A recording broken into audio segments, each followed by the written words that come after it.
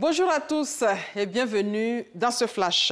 Le gouvernement ivoirien a annoncé hier en Conseil des ministres, présidé par le chef de l'État, Alassane Ouattara, la mise en circulation à partir de lundi à Abidjan d'une nouvelle génération de taxis d'une sécurisation plus forte. Ce sont des taxis neufs, plus modernes, qui affichent un certain nombre d'avantages sur la génération précédente.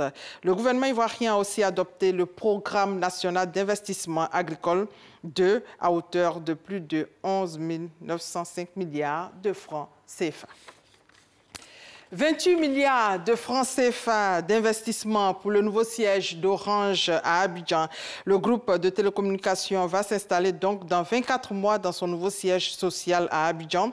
Le Premier ministre Amadou Gon Coulibaly était hier à la cérémonie de la pose de la première pierre. Le site du nouveau siège d'Orange Côte d'Ivoire s'étend sur un terrain de plus de 18 000 mètres carrés en bordure de la lagune dans la commune de Cocody, quartier des Ambassadeurs.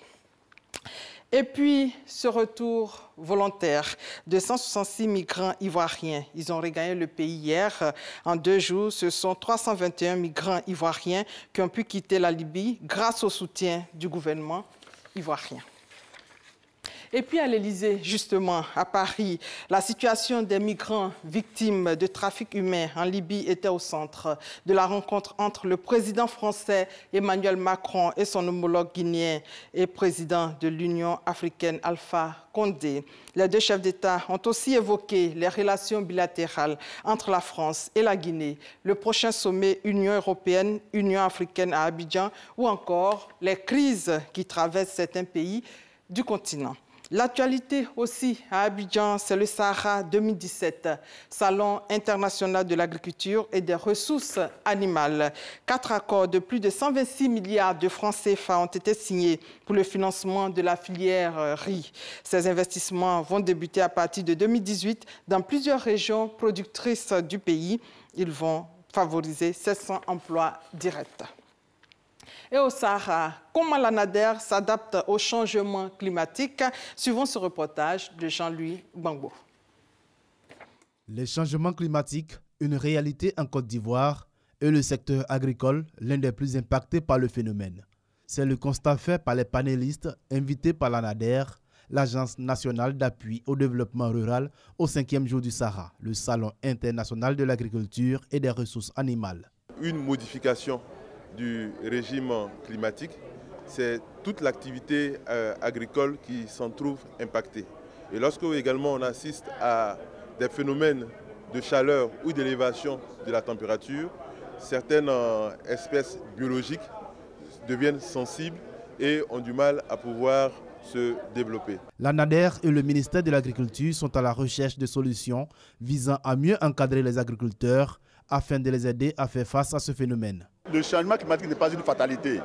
Il y a eu des changements dans le passé et les gens, les uns et les autres, ont eu à faire face.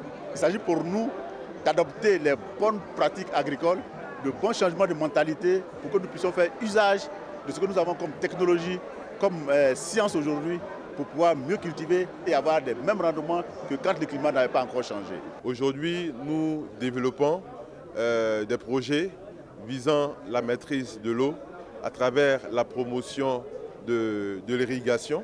Nous allons beaucoup plus aller vers des systèmes économes en eau, comme des systèmes goutte à goutte, la micro-irrigation. Des techniques et des solutions adaptées qui vont contribuer à l'amélioration des conditions de vie du monde rural, mais également qui permettront de répondre à la transformation structurelle de l'économie agricole face au changement climatique.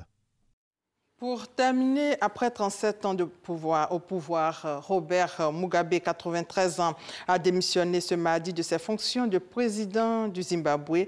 Il était confronté à une pression populaire sans précédent. Et sur place, le nouvel homme fort du Zimbabwe a regagné le pays. Emerson Mnangagwa a appelé au rassemblement. Et c'est la fin de ce flash. On se retrouve à 13h. Merci. Merci de votre fidélité.